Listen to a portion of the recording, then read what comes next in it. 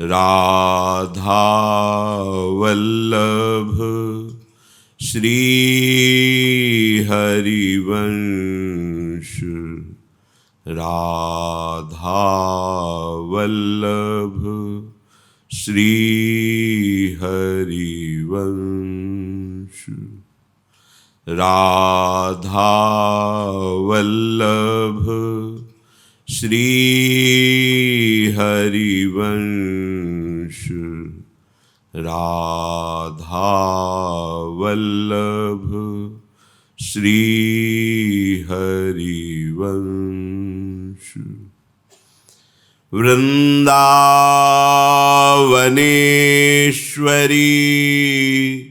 तवैव पदारविन्दम्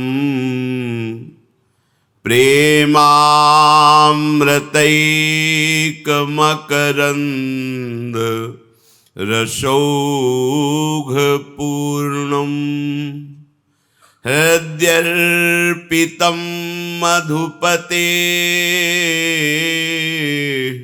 स्मरतापमुग्रं निर्वापयत् परमशीतल माश्रयामि। निर्वापयत् परमशीतल माश्रयामि। राधा राधा राधा राधा। राधा राधा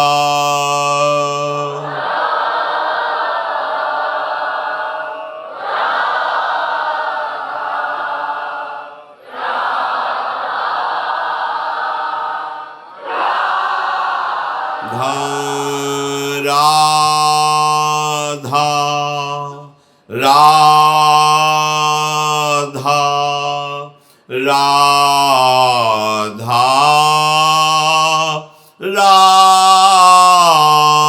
राधा। राधा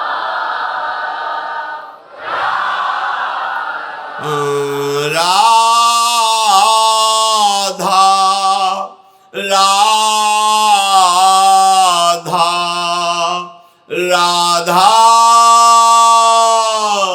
राधा राधा।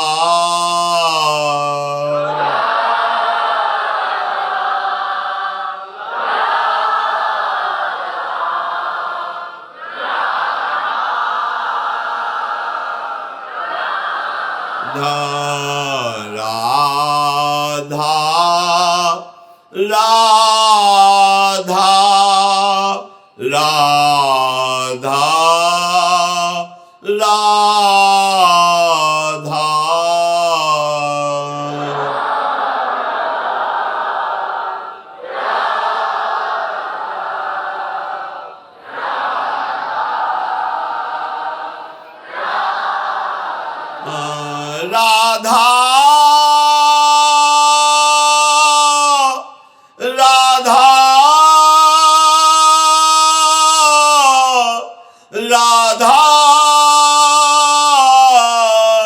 राधा।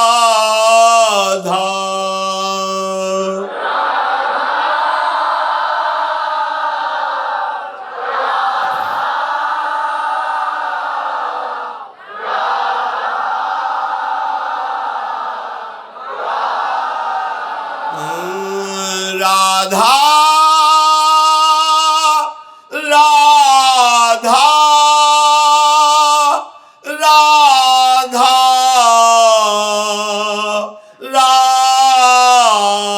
राधा।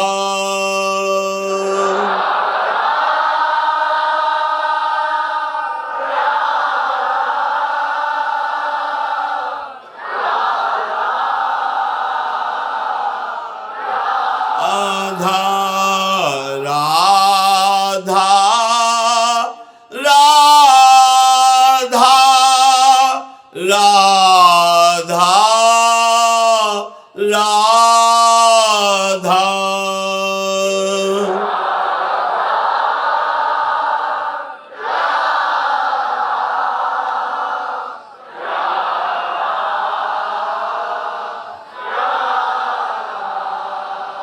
श्री राधा वल्लभ लाल की जय।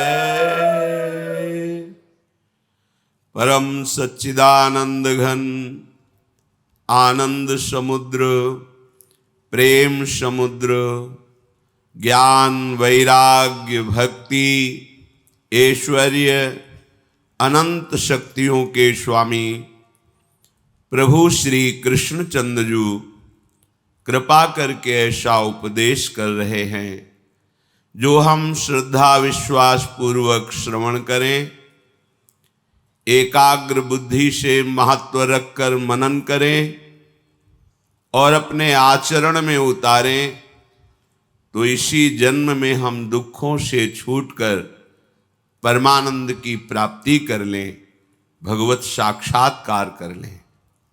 ये बढ़िया अवसर मिला है। जितने भी ब्रह्मांडों में लोक लोकांतरों में सृष्टि है, वो सब भोग योनियां हैं, चाहे देवता ही क्यों न हो। वो नवीन कर्म करके अपनी उन्नति या अवनति नहीं कर सकते। 83,99,999 योनियों में ये छूट नहीं दी गई है कि आप नवीन कर्म करके भगवत प्राप्ति कर लें या दुर्गति कर लें। ये केवल एक योनि मनुष्य योनि को दी गई है। इसी मर्त्य लोक में भगवान जब नर रूप में अवतार लेते हैं तो एक रास्ता बन जाता है कि नर भी भगवत स्वरूप हो सकता है। जब भगवान नर रूप तो नर भगवत स्वरूप हो सकता है। हमारे जीवन का ये बहुत बड़ा सौभाग्य का समय है कि हम अपने मनुष्य शरीर से ऐसे कर्म करें, ऐसे आचरण करें, ऐसा व्यवहार करें, ऐसा चिंतन करें जिससे हम आवागमन से मुक्त हो जाएं। बहुत जरूरी है ये।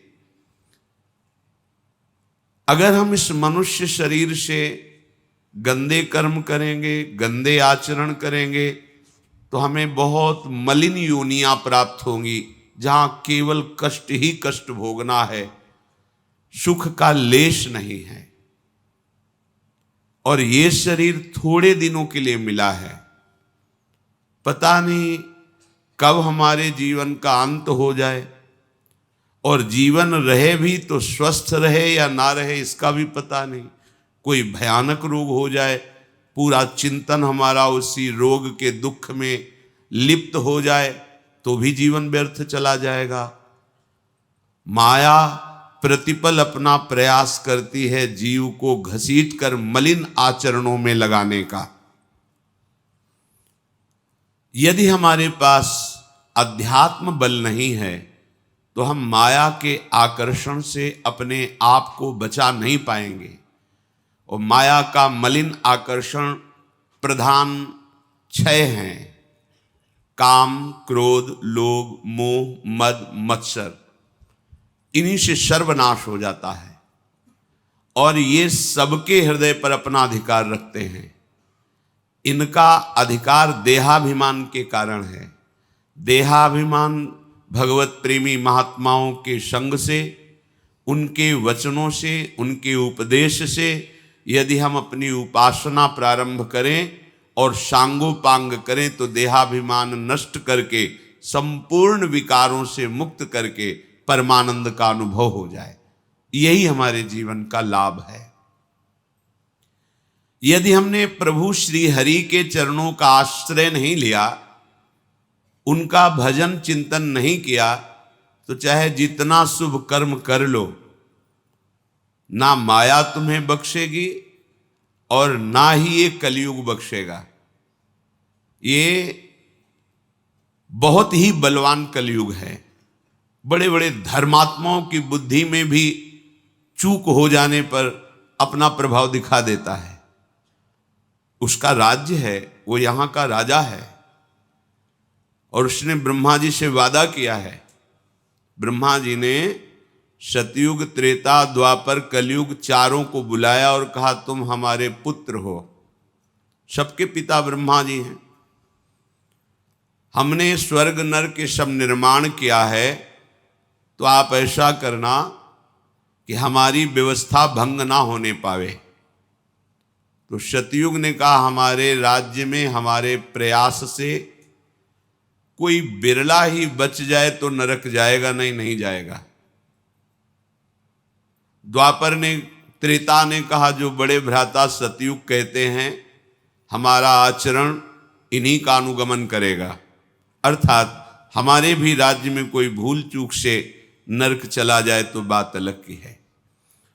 द्वापर ने कहा हम प्रयास करेंगे कि आपकी आज्ञा का पालन हो, अर्थात नरक में भी भेजेंगे। कलयुग ने कहा जैसे बड़े भ्राता ने वादा किया है कि हमारी नजर से चूक जाए तो भले नरक चला जाए, ऐसे ही हम वादा करते कि हमारी नजर से चूक जाए तो भले भगवत प्राप्ति या स्वर्ग आदि चला जाए, नहीं सबको नरक भेजेंगे। इसका स्वभाव है, इसका प्रभाव है। जब कलयुग का प्रभाव ऊपर पड़ता है तो शराब पीना, मांस खाना, पराई स्त्री से व्यभिचार करना, हिंसा करना, चोरी करना, छल कपट, ये सब आ जाता है। आसुरी प्रवृत्तियां हृदय में साम्राज्य कर लेती हैं और हम बिल्कुल विवेकहीन होकर के इन्हीं आचरणों से दुर्गति को प्राप्त हो जाते हैं। अगर कलयुग के प्रभाव से बचना है, हमें उत्तम गति प्राप्त करनी है, अर्थात हमें सदैव सुखी रहना है, हमारे जीवन में कोई विपत्ति हमें परास्त ना कर पावे, तो हरि स्मृति सर्व विपद विमोक्षणम, भगवान श्री हरि का स्मरण करते हुए तदर्पिता अखिलाचारिता, जितने भी आचरण करो भगवान को समर्पित कर दो तो बच जाओगे, कलयुग का प्रभाव नहीं पड़ेगा। नहीं तो बड़े बड़े धर्मात्मा, विद्वान, ज्ञानी सबके ऊपर अपना प्रभाव डाल देता है। इस विषय में एक चरित्र वर्षों से चल रहा है। परम धर्मात्मा पुण्य श्लोक महाराज नल और उनकी पतिव्रता पत्नी दमयंती जी। कलयुग ने विचार किया हमारे राज्य में, हमारे शासन में कोई धर्मात्मा सुख प्राप्त कर सके, ये मुझे बर्दाश्त नहीं है। क्रोधावेश में आकर उसने निश्चय किया महाराज नल को मैं ऐसी विपत्ति में फंसाऊंगा कि दुख ही दुख मिले। 12 वर्ष तक वो देखता रहा, कोई भी दोष नहीं मिला जिससे महाराज नल की बुद्धि को भ्रष्ट कर सके। एक दिन चूक हो गई, राजकार्य के चिंतन में मगन होने के कारण लघु शंका किया और अपवित्र दशा में सूर्य अर्घादि तर्पण आदि किया, तो ये दोष हो गया। इसी दोष में कलयुग उनकी बुद्धि में प्रवेश कर गया। उनके जो भ्राता, छोटे भ्राता थे पुष्कर, उनके हृदय में जाकर प्रेरित किया और जुआ खेलने के लिए उन्होंने द्यूत क्रीड़ा के लिए ललकारा। क्षत्रिय धर्म के अनुसार ललकार सहन करना उनके स्वभाव में नहीं होता। महाराज नल और पुष्कर की द्यूत क्रीड़ा हुई, सब कुछ हारते चले गए, राज्य भी हार गए, अपने शरीर के आभूषण वस्त्र भी हार गए। फिर उसने कहा दमयंती को दांव पे लगा दो। उन्होंने कहा ऐसा मैं अधर्माचरण नहीं कर सकता। तो उसने कहा सैनिकों से इनको नगर के बाहर निकाल दिया जाए, राज्य में घोषणा करवा दी अगर कोई थोड़ा भी सत्कार जल भोजन देगा उसे प्राण दंड दिया जाएगा। भयानक विपत्ति। कुछ ही दिनों में चक्रवर्ती, राज्य भोगने वाला राजा गली का भिखारी बना दिया कलयुग ने। कोई पानी भी के लिए नहीं पूछ सकता। जिनके आगे सर झुकाते थे उनका कोई आदर नहीं।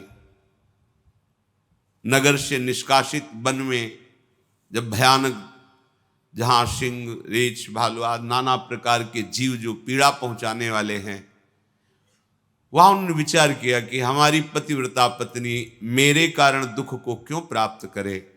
संध्या का समय था, पास में एक खंडहर था उस जंगल में। वहां जाकर के उन्होंने कहा, देखो ये मार्ग जाता है पहाड़ी के पीछे से सरोवर, फिर एक ऋषियों का आश्रम मिलेगा, वहां से फिर आप किसी भी नगर में जाकर के आप रह सकती हैं, क्योंकि मेरे ऊपर विपत्ति आई है, मुझे लगता है तुम्हें दुख नहीं भोगना चाहिए। उनका, महाराज जो आपकी शरण में है, पतिव्रता है, उसका त्याग करना उचित नहीं है।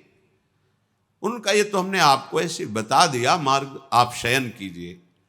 वो बहुत ही दुखी थी क्योंकि राज्य छिन गया था और कई दिनों से भोजन भी नहीं मिला था, तो उनको नींद आ गई। महाराज नल उनको वहीं छोड़ करके आधा वस्त्र उनके शरीर का लेकर के जंगल में भटकने लगे। कैसे समय कटे। विपत्ति का समय बड़ा दुखदाई होता है। ये विपत्ति तभी आती है जब हम भगवान के भजन से विमुख होते हैं। अगर प्रभु का भजन चल रहा है तो कलयुग की गति नहीं है कि उसकी बुद्धि का स्पर्श कर सके। कलयुग की गति नहीं कि कोई बाधा डाल सके, क्योंकि नाम पहारू दिवस निशि, भगवान का नाम रात दिन पहरा देता है। कोई भी विपत्ति अमंगल भक्त को छू नहीं सकती। और हम यही तो चाहते हैं ना, कोई ऐसा हमारी सुरक्षा करने वाला हो जो हमें सुख शांति प्रदान करे, निर्भय कर सके। वो केवल श्री भगवान हैं। ये बात सबकी समझ में नहीं आती। जहां तुम हो वही हैं, सब में है, तुम में है, सब समय में है तो इस समय भी हैं। फिर हमें भयभीत क्या होना है। जब मेरा प्रीतम मेरे समीप है तो काल का भी महाकाल है, डरने की जरूरत नहीं है। वही समस्त दुखों से हमें बचा सकता है, दूसरा नहीं। पर प्रायः इस बात का परिचय भगवत प्रेमी महात्माओं से ही मिलता है।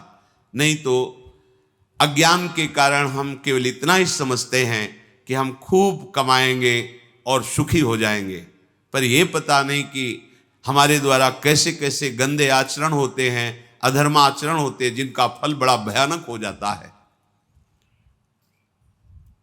दमयंती जी ने वहां से मार्ग में चलते हुए फिर आगे ऋषियों के दर्शन किए। ऋषियों ने उनसे कहा कि तुम चिंता मत करो, ये विपत्ति का समय भी बदलेगा, तुम्हें महाराज मिलेंगे, तुम्हारा राज्य मिलेगा। इतना कहकर वो आश्रम सहित अंतर्धान हो गए, क्योंकि सब दिव्य ऋषि थे, केवल संबोधन करने के लिए उनकी आंखों के सामने प्रकाशित हुए थे। वो भटकती हुई जंगल में घूम रही थी कि एक व्यापारियों के दल को देखा। व्यापारी दल में पीछे पीछे छुप के चली कि ये कहीं किसी नगर को तो जाएगा ही। एक सरोवर के समीप निर्मल जल देखकर व्यापारियों ने वहां अपना कैंप लगाया। रात्रि में जंगली हाथियों के द्वारा आक्रमण होने पर बहुत से व्यापारी नष्ट हो गए। उन व्यापारियों ने विचार किया कोई अमंगल प्राणी हमारे साथ है जिससे ऐसा अनिष्ट हुआ। जब ये बात सुनी तो दमयंती जी वहां से चल पड़ी कि मैं ही यहाँ पीछे पीछे चल रही हूं, अगर इनको पता चलेगा तो हमारी प्राण हानि कर देंगे। आगे चलकर देखा तो कुछ ब्राह्मण लोग नगर की तरफ जा रहे थे, उनके पीछे चली। विदर्भ देश में प्रवेश किया। वहां की राजमाता महल से देख रही थी कि एक विक्षिप्त स्त्री जो बड़ी ही सुंदर सुशील नवयुवती है, कुछ लोग पीछे उनके लगे हुए कंकड़ मार रहे हैं, उनको लग रहा है पागल है, क्योंकि वो शोक से ऐसी व्याकुल थी। राजमाता ने कहा कि मेरा पता नहीं स्वाभाविक क्यों आकर्षण हो रहा है, इस युवती को महल में बुलाया जाए। आदर के साथ उनको जब सामने दासियों ने ला करके प्रणाम करवाया तो राजमाता ने पूछा, देखने से तुम ऐसा नहीं लगती हो कि विक्षिप्त हो या कोई विशेष परिस्थिति में फंसी हुई हो? तुम्हारा मुख कमल ऐसा अनुभव कराता है कि तुम तेजस्विनी हो और कोई देवी हो। तो उनका नहीं, महाराज नल द्युतक्रीड़ा में हार चुके हैं और दमयंती सहित वन में चले गए हैं और मैं उन्हीं के महल में सुखपूर्वक निवास करती थी। ये नहीं बताया मैं दमयंती हूँ, उन्हीं की सेवा में थी। अब जब वो चले गए तो मेरा कोई आश्रय नहीं बचा। अगर राजमाता आप कृपा करें मुझे आश्रय दे दें तो आपका बहुत उपकार होगा, पर मेरा नियम है, मैं एक पतिव्रता हूं, किसी के चरण नहीं धोऊंगी, किसी का जूठन नहीं खाऊंगी, किसी पुरुष से संभाषण नहीं करूंगी, केवल ब्रह्म ऋषियों से बात कर सकती हूं। अगर इन नियमों की आप सुरक्षा कर सके तो मैं आपके यहां रह पाऊंगी। राजमाता ने स्वीकृति दे दी और कहा जैसे मेरी बेटी सुनंदा रहती है ऐसे तुम बेटी की तरह हो, कोई भय नहीं यहां। इधर महाराज नल बड़े ही व्याकुल होकर के कि ये विपत्ति कैसे नष्ट होगी, जंगल में भ्रमण कर रहे थे। उसी समय आवाज आई, पुण्य श्लोक धर्मात्मा महाराज नल मेरी रक्षा कीजिए, रक्षा कीजिए। जिधर आवाज आ रही थी उधर वो दौड़ के गए तो देखा दावानल लगा हुआ है, जंगल में भीषण आग फैली हुई और कोई आग की ज्वाला के बीच में पुकार रहा है। इन्होंने देवताओं को प्रसन्न किया था तो अग्नि भगवान ने वरदान दिया था कि कभी अग्नि की दाहिका शक्ति तुम्हें जलाएगी नहीं, अर्थात ज्वाला में तुम चंदन की तरह शीतल होते हुए जा सकते हो। वरुण देवता ने आशीर्वाद दिया था जहां तुम चाहोगे वहीं जल प्रकट हो जाएगा। बड़ी देवताओं की आराधना की थी तो अग्नि के प्रभाव से रहित उस ज्वाला में महाराज नल प्रवेश किए तो देखा बड़ा ही विशालकाय भयंकर करकोटक नाग कुंडली मारे बैठा हुआ है। नाग ने कहा महाराज मुझे बचा लीजिए, मैं चल नहीं पा रहा हूं क्योंकि मुझे देवर्षि नारद का शाप हो गया है। मैंने उपहास कर दिया देवर्षि नारद का। संतों का उपहास करना पुण्य नाशक होता है। उस दिन से मैं जड़ की तरह यहीं पड़ा हूं। अब ये दावानल लग गया, मैं एक कदम भी नहीं चल सकता। मैंने देवर्षि से प्रार्थना की थी कि मुझे क्षमा कर दो, तो उन्होंने कहा था जब महाराज नल तुम्हें दर्शन देंगे तो उसी समय तुम हमारे शाप से मुक्त हो जाओगे। तो आप मुझे उठा करके यहां से बाहर कीजिए, मैं शाप मुक्त भी हो जाऊंगा और तुम्हारा मंगल करूंगा। मैं सबसे तेजस्वी नाग, सबसे बड़ा जहरीला, मेरा नाम करकोटक है। महाराज नल ने कहा तुम इतने भयंकर विशाल कायों में तुम्हें कैसे उठा सकता हूं। उन्होंने कहा कि आप उठाइए, मैं आपके लिए बहुत हल्का हो जाऊंगा। गोद में उठाकर जब बाहर किया रखने लगे तो उन्होंने कहा नहीं, पहले तुम अपने कदम गिनो फिर रखो, जब मैं रोक दूं तब रुक जाना। तो 1 2 3 4 5 6 7 8 9 10 जे भी 10 बुलाते हुए उन्होंने डस लिया। महाराज नल ने कहा धोखा क्यों किया तुमने, तुम कहते थे तुम्हारा कल्याण करेंगे, हमने तुम्हारी प्राण रक्षा की और तुमने हमें डस लिया। बोले मैं तेजस्वी नाग हूं, मेरा प्रभाव विष का संकल्प के अनुसार होता है। तुम्हारे शरीर पर बिल्कुल प्रभाव नहीं पड़ेगा जहर का। तुम्हारे अंदर बैठा हुआ जो कलयुग है वो जलेगा, उसके अंग अंग में मेरा जहर जाएगा और वो बड़े शीघ्रता से तुम्हारे शरीर का त्याग करेगा और उसके त्याग करते ही तुम्हारी बुद्धि शुद्ध हो जाएगी और सारी संपत्ति प्राप्त हो जाएगी। ये कलयुग तुम्हें महान दुख दे रहा है। पर काटने के प्रभाव से उनका शरीर काला हो गया और नाटा हो गया। तो उनका ये क्या किया, मेरा नल रूप जो था वो तो अंतर्हित हो गया। बोले तुम्हारे काम में आएगा क्योंकि शत्रु राजा तुम्हारा नाश कर देगा, इसलिए अब तुम्हें कोई पहचान नहीं पाएगा। आज से तुम्हारा नाम बाहुक होगा, तुम अपने को बाहुक कहना। और ये पट एक वस्त्र दिया कि जब तुम चाहना कि नल रूप प्रकट हो जाए तो ये वस्त्र ओढ़कर मेरा ध्यान करना, तो तुम्हारा ये रूप हट जाएगा और तुम नल रूप में प्रकाशित हो जाओगे। और जाओ, तुम्हारा मंगल हो। आज के बाद कभी भी कोई दाढ़ वाला जंतु तुम्हें खा नहीं पाएगा, कोई भी विषैला कीड़ा काटेगा, विष नहीं चढ़ेगा, और जहां कहीं तुम्हारी कोई विपत्ति होगी तो मैं सहायता के लिए आ जाऊंगा। ऐसा उसने वरदान दिया। महाराज नल से कहा कि तुम्हारे रक्षा के योग्य अयोध्या नरेश महाराज ऋतुपर्ण धर्मात्मा पुरुष हैं, तुम वहां जाओ, उनके समीप जाने से तुम्हारा मंगल होगा।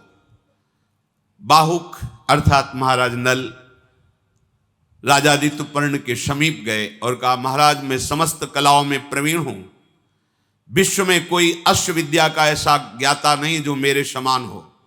तीव्रगामी रथ से यात्रा बहुत कम समय में पूर्ण कराना ये मेरे हस्त लाघव होगा, और शिल्प कला का मैं बड़ा प्रवीण हूं और राजनीति का मर्मज्ञ हूं। आपको जब कभी कोई सलाह की जरूरत होगी तो मैं सलाह भी दूंगा, आप मुझे रख लीजिए, मेरा नाम बाहुक है, अपने सारथी के पद पर रख लीजिए। उन्होंने स्वीकार कर लिया। महाराज नल जिस समय जुआ खेल रहे थे तो दमयंती ने देख लिया था कि अब इनकी बुद्धि अपवित्र हो गई है, इसलिए अपने कुमारी और कुमार इंद्रसेन और इंद्रसेनी को अपने पिता के पास भेज दिया था मायके, और अपने सारथी जो महाराज नल के सारथी थे उनका नाम वार्ष्णेय था, उनसे कहा था कि तुम रथ और घोड़े और हमारी पुत्र पुत्री को पिता के पास छोड़कर वहां से चले जाना, और जहां तुम अच्छा समझना वहां रुकना जब तक हमारा समय न बदले, और जब समय बदल जाए तो तुम पुनः अपने सारथी पद पर आकर विराजमान हो जाना। तो वो संयोग से वहां ऋतुपर्ण के यहां ही सेवा में थे। जब वार्ष्णेय ने देखा कि इसकी बात और इसके गुण और इसका आभास तो मेरे महाराज नल जैसा है लेकिन रूप नहीं है, संकुचित हो गए और अपने साथ रख लिया, क्योंकि वो भी घोड़ों की ही सेवा में थे और इनको सारथी पद मिला था। इधर दमयंती जी के हृदय में बड़ी वेदना हो रही थी कि मैं तो महल में रह रही हूं लेकिन मेरे पति प्राणेश्वर पता नहीं किस विपत्ति को सह रहे हों। महाराज भीम दमयंती के पिता थे। जब कुमार कुमारी वहां छोड़े गए तो उनको पता चला परिस्थिति का, तो उन्होंने शास्त्रों ब्राह्मणों को बुलाया और दक्षिणा देकर कहा कि आप दिशाओं में जाइए और सब जगह खोज कीजिए, अगर नल दमयंती का पता आप लगा लेते हैं तो आपको कई हजार गौवें, स्वर्ण मुद्राएं और नगर ये आपकी सेवा में हम समर्पित करेंगे। ब्राह्मणों ने खोज की। एक ब्राह्मण ने ये सूचना पाई कि यहां राजमाता के यहां कोई नवीन युवती आई हुई है। अब वो कौन है ये मुझे पता नहीं। गुप्तचरों द्वारा उस ब्राह्मण ने जब ऐसा सुना तो महल में प्रवेश किया। ब्रह्म ऋषियों को महल में कोई रोक टोक नहीं होती थी, किसी भी राजा के महल में जा सकते हैं। वहां जाकर राजमाता से कहा, तुम्हारे यहां कोई नवयुवती दासी आई हुई है, हम दर्शन करना चाहते हैं। जब देखा तो बचपन से उन्हें देख रहे थे दमयंती को, क्योंकि वहीं राज दरबार के पुरोहित थे। देखते ही उन्होंने कहा, बेटा तुम अपने मस्तक को धोइए, क्योंकि मस्तक में इनके एक दिव्य चिन्ह था जो बचपन से वो पहचानते थे। जेवी धोया तो ही समझ गए दमयंती है। राजमाता से कहा, ये कोई दासिया सैरेंद्री नहीं है, ये महाराज पुण्य श्लोक नल की पत्नी महारानी दमयंती हैं और ये भीम राजकुमारी हैं जो बड़े पराक्रम से युक्त हैं। ये तुम्हारा सौभाग्य है जो दमयंती जी तुम्हारे यहां सेवा में रहे।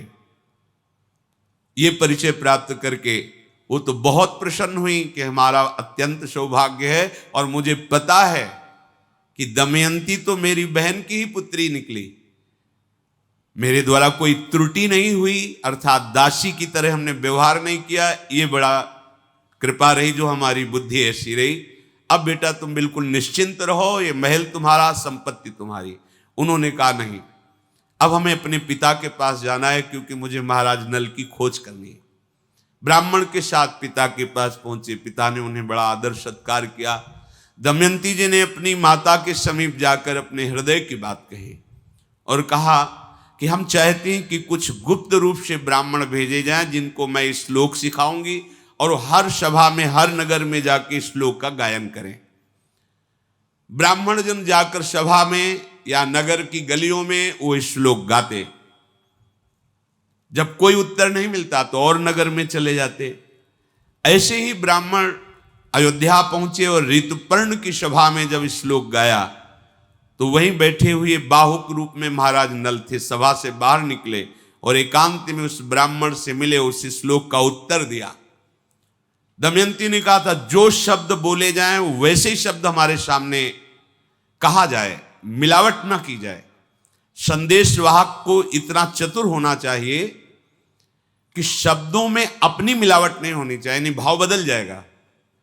जो संदेश दिया जाए, जिन शब्दों से दिया जाए, ठीक केवल उतना ही शब्द बोलना चाहिए। अपनी मिलावट की तो फिर भाव बदल जाएगा। इसलिए ब्राह्मणों से कहा था जैसे शब्द बोले जाएं वही बोलना आके। ब्राह्मण लोग आए और बताया दमयंती से कि राज चिन्ह तो कोई नहीं दिखाई दे रहा था। वो महाराज ऋतुपर्ण के सारथी हैं, काला शरीर है, नाटा स्वरूप है, पर उन्होंने उत्तर में आपके श्लोक का यही दिया था कि कोई भी पतिव्रता पत्नी अपने पति पर दोष नहीं करती। ऐसी परिस्थिति थी दुखद, उस दुखद परिस्थिति में तुम दुख ना भोगो, इसलिए उसने तुम्हारा त्याग किया था। देख लो, वो तुम्हारे जीने के लिए, अन्न प्राप्त करने के लिए अपने अधो वस्त्र को भी स्वर्ण पंखों से युक्त पक्षियों को पकड़ने की चेष्टा की, तो वो पंख धारण करने वाले पक्षी वो कपड़ा भी लेकर उड़ गए। ये बात केवल महाराज नल जानते थे। दमयंती जी ने कहा निश्चित महाराज नल ही हैं, दूसरा कोई नहीं, पर रूप क्यों नहीं है ये मुझे पता नहीं, क्योंकि ये हमारे और महाराज नल के बीच का संवाद केवल महाराज नल जानते हैं। दमयंती ने अपनी माता से कहा मैं एक गुप्त कार्य करना चाहती हूं जिसे महाराज पिता भीमसेन भी ना जान पाए और कोई नगर का एक भी नागरिक ना जान पावे। माता ने सहयोग दिया। दमयंती जी ने कुछ ब्राह्मणों को भेजा कि केवल महाराज अयोध्या नरेश ऋतुपर्ण से जाकर कहो कि दमयंती ने वरण करने के लिए दूसरा स्वयंवर रचा है। बहुत से राजा और राजकुमार आए हैं, आपका भी निमंत्रण है, पर वो बड़ी शीघ्रता से स्वयंवर रचा है, इसलिए समय नहीं है, सुबह ही स्वयंवर है, ऐसा बोलना जाके। ब्राह्मणों ने ऐसा ही किया। ऋतुपर्ण जी ने दमयंती का स्वरूप, सौंदर्य, महिमा सुनी थी। उन्होंने कहा कि कोई हमें सुबह तक पहुंचा ही नहीं पाएगा। 100 योजन अयोध्या से दूर है, कैसे कुंडनपुर में हमें सुबह तक कोई पहुंचा सकता है? तो सारथी बाहुक ने कहा सुबह तो बहुत समय होता है महाराज, मैं संध्या होते होते आपको पहुंचा दूंगा। तो उनका बातें बनाने से नहीं होता, बहुत बड़ी यात्रा है, 400 कोस दूर, 100 योजन का मतलब 400 कोस दूर, और रथ से इतने कम समय में पहुंचा देना। उनका महाराज मेरी यही अश्व विद्या है, तो उनका तुम शीघ्र घोड़े छांट कर लाओ और मैं तैयारी करता हूं, स्वयंवर में मैं दमयंती के सम्मिलित होना चाहता हूं। 4 ऐसे मरे से घोड़े छांट के लाए। उनका तुम्हारा दिमाग खराब है, ये घोड़े कहीं एक नगर से दूसरे नगर में नहीं जा सकते हो, तुम इतनी लंबी यात्रा। बोले हम पर विश्वास है, तो तुम्हारे राज परिवार के घोड़ों में ऐसे घोड़े हैं ही नहीं, जैसे ये बलवान घोड़े हैं, तुम्हें निर्बल दिखाई देते हैं। आप आइए और रथ पर विराजिए। जे ही रथ पर वो विराजे, घोड़ों ने घुटने टेक दिया। उनको लगा कमजोरी के कारण। उन्होंने कहा देखो जब मैं बैठा तो ये घोड़े घुटने टेक दिए, ये यात्रा करेंगे। बोले महाराज अब ये भूमि को प्रणाम करके भूमि का स्पर्श भी नहीं करेंगे, ये वायु वेग से चलने वाले घोड़े हैं और मैं इनकी परीक्षा करके इनको जांच करके लाया हूं। ऐसा ही किया, रथ पर विराजमान हुए, चल पड़े। अचानक वो दुपट्टा संभाल नहीं पाए, गिरा। उन्होंने कहा हमारा दुपट्टा गिर गया है, रुको। तो उनका महाराज पता है कितने कोस आप आगे निकल चुके? आपका दुपट्टा गिरा और आप बोले इतने में कई योजन हम आगे निकल चुके हैं, इतनी तीव्र गति रथ की। तो उनका आश्चर्य है तुम्हारी अश्व विद्या को, पर मेरी भी विद्या आप समझ लीजिए, मैं गणित विद्या में पूरे विश्व में नंबर 1 में हूं। तो उनका महाराज कहना अलग बात होता है, प्रमाण दीजिए। ऐसे चलते हुए कहा ये बहेड़े का वृक्ष है, इसमें जितने ऊपर पत्ते लगे हुए हैं उससे 102 पत्ते नीचे ज्यादा गिरे हुए हैं। एक डाल में इतने फल, इतने पत्ते, इतने पुष्प हैं। रथ रोक दिया और कहा मैं गणना करके ही प्रमाणित मानूंगा। तो उनका अगर इसकी गणना में लगोगे तो स्वयंवर में नहीं पहुंच। बोले आप निश्चिंत रहिए। देखा एक डाल काट करके जितने पत्ते बोले थे उतने ही पत्ते, उतने ही फल, उतने ही पुष्प। उनका महाराज आपकी गणित लाजवाब है। तो उनका गणित ही नहीं, मैं द्यूत कीड़ा का भी महारथी हूं, मैं तुम्हें द्यूत कीड़ा भी बताऊंगा और तुम मुझे अश्व विद्या बता देना। इतने में कलयुग शरीर से बाहर निकला और महाराज नल को प्रणाम किया और कहा आप क्षमा कर दीजिए, मैं करकोटक के विष से जलते हुए अब नहीं रह सकता, इसलिए मैं निकला हूं। अगर तुम क्षमा कर दोगे तो विष का शमन हो जाएगा। और मैं ये वचन देता हूं कि जो तुम्हारे चरित्र को सुनेगा मैं कभी उसको कोई दुख विपत्ति नहीं दूंगा। कलयुग ने ऐसा कहा। महाराज नल ने कि हमारे प्रारब्ध का ही विधान था, इसमें तुम्हारा क्या दोष। कलयुग बहेड़े के वृक्ष में समा गया और वो रथ हाँक करके कुंडनपुर पहुंचे। वहां देखा तो कोई स्वयंवर का कहीं कोई चिन्ह भी नहीं, कोई राजा नहीं, कोई राजकुमार नहीं, कोई हलचल नहीं। तो ऋतुपर्ण बड़े ही विद्वान राजा थे। मन में हुआ कि ऐसा क्यों ब्राह्मण लोग मिथ्या भाषण नहीं करते। तो ये हमारे यहां जाके बोले कि स्वयंवर है, यहां तो कोई रचना नहीं। जे ही महाराज भीम ने सुना कि बड़े बलवान विद्वान धर्मात्मा राजा ऋतुपर्ण पधारे हुए, तो उनको वैसे ही अगवानी की, महल में लाए, स्वागत किया और कहा महाराज अचानक आपका आगमन मैं जानना चाहता हूं कि किस कारण से हुआ। अब वो ये तो बोल नहीं सकते कि स्वयंवर के कारण, तो वहां कुछ भी स्वयंवर का नहीं। उन्होंने कहा बस आपसे मिलने की इच्छा हुई इसलिए चला आया। उनको लगा ऐसा कैसे हो सकता है, इतना बड़ा राजा केवल मिलने के लिए आया हो बिना किसी कारण के। पर जब कह रहे हैं तो मान लेते हैं। महल में उनके विश्राम की व्यवस्था की। रथ को एकांत में जहां अश्वशाला थी वहां खड़ा करके घोड़ों को छोड़ा और सेवा में बाहुक जो महाराज नल हैं वो लग गए। घोड़ों की रखवाली करने वाले बाहुक को दासी के द्वारा दमयंती ने कहा कि आप इनकी चेष्टाओं पर नजर रखना। यद्यपि मेरा हृदय कह रहा है कि महाराज नल पधार चुके हैं, रथ की घड़घड़ाहट से मुझे अनुभव हो गया ऐसा रथ केवल महाराज नल चला सकते हैं।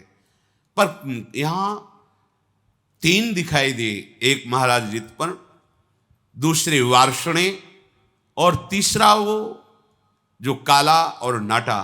तो महाराज नल कहां हैं? और मुझे आभास हो रहा है कि मेरे पति पधारे हुए हैं। जो सत्य पे चलता उसका हृदय कभी मिथ्या संकेत नहीं करता। जो सत्य बोलता है उसकी वाणी कभी मिथ्या नहीं होती।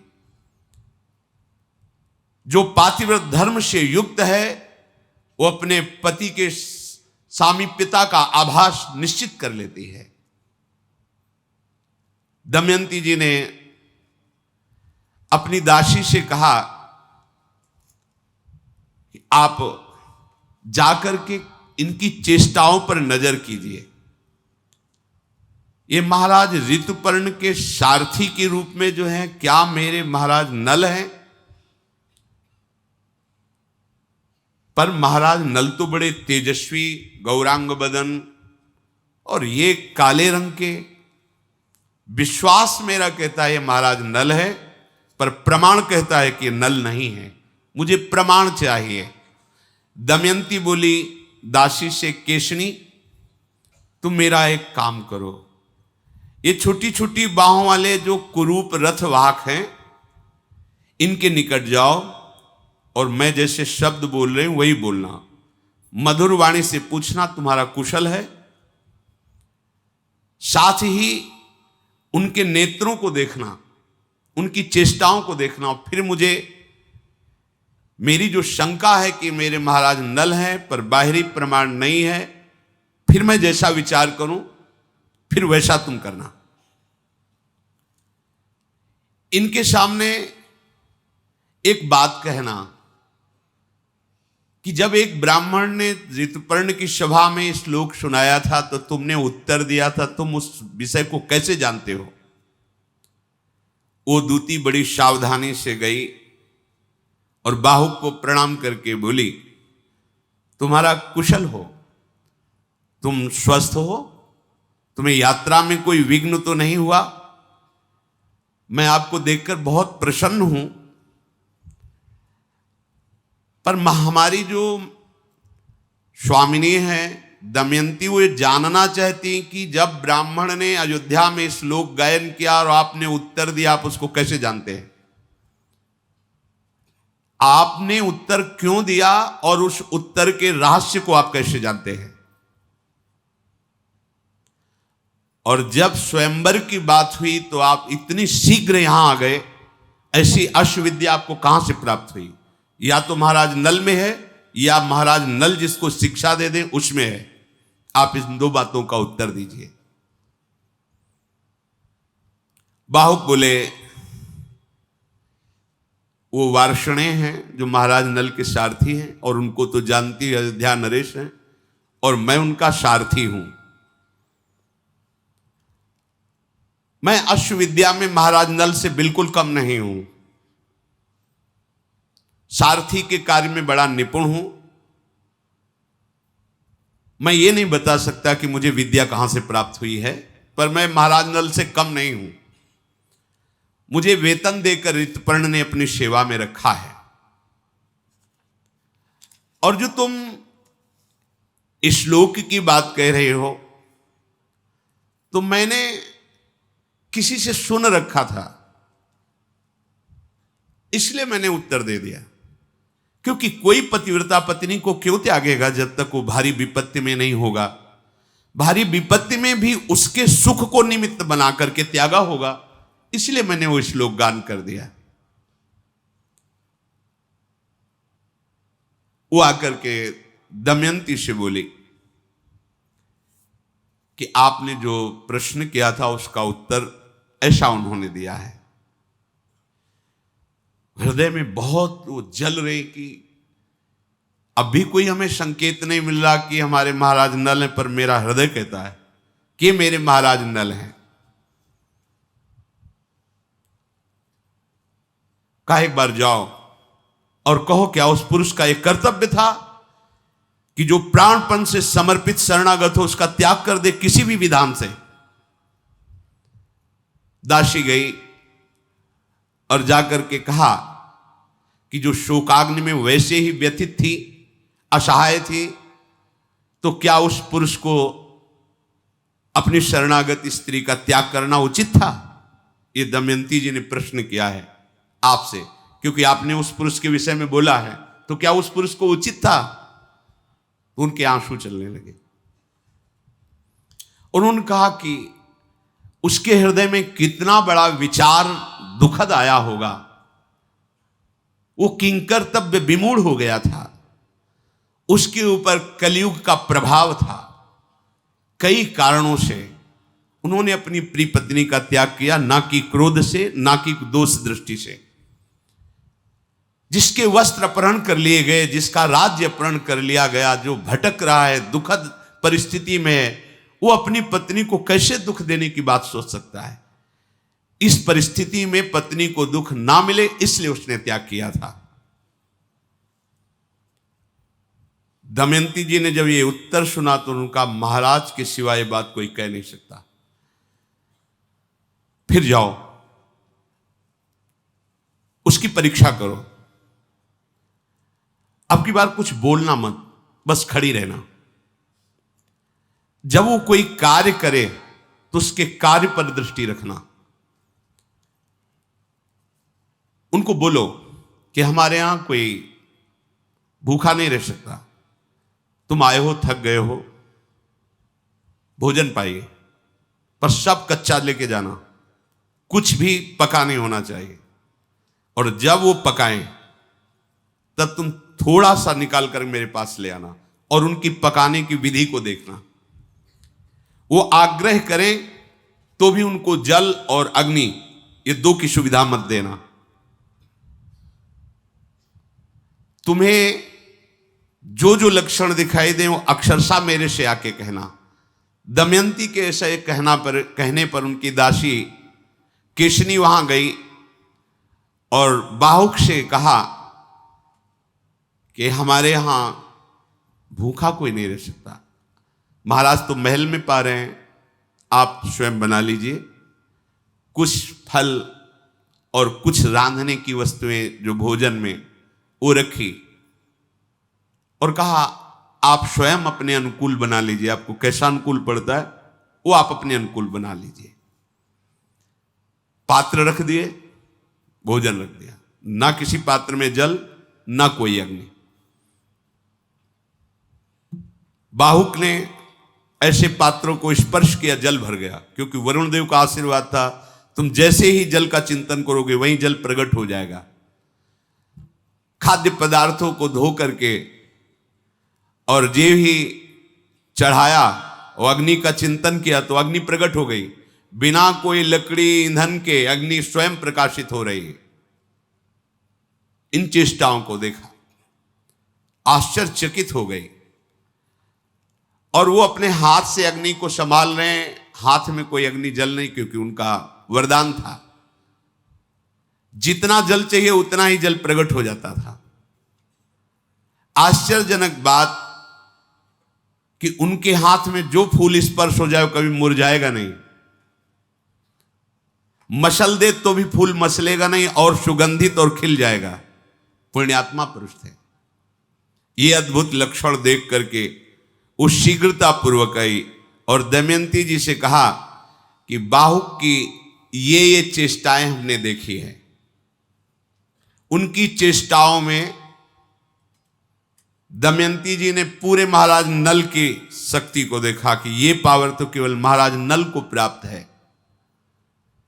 उनका एक और परीक्षा करो, उनके पकाए हुए भोजन को लाओ, क्योंकि धर्मराज ने आशीर्वाद दिया था उस भोजन में अमृत का स्वाद मिलेगा। चारों देवता, देवराज इंद्र, अग्नि, वायु और धर्मराज, ये चारों बहुत प्रसन्न थे महाराज नल पर। बातचीत में लगाकर चतुर्दासी ने थोड़ा सा भोजन निकाला और वो दमयंती को जाके दिया। दमयंती ने जे ही पाया उन्होंने कहा पक्का पक्का ये महाराज नल हैं। अब मुझे पूर्ण विश्वास हो गया, अब कोई संशय नहीं, ये महाराज नल हैं। और वो व्याकुल होकर के रोने लगे। किसने से कहा है इंद्रसेनी और इंद्रसेन कुमार कुमारी को ले जाओ, उनके समीप जाओ, देखो उन बच्चों के साथ कैसी चेष्टा करते हैं।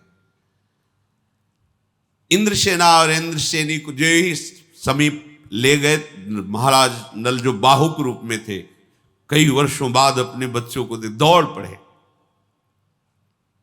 दोनों बच्चों से लिपट करके बहुत जोर जोर से रोने लगे। फिर एकदम सावधान हुए और दासी से कहा बड़े प्यारे बच्चे हैं,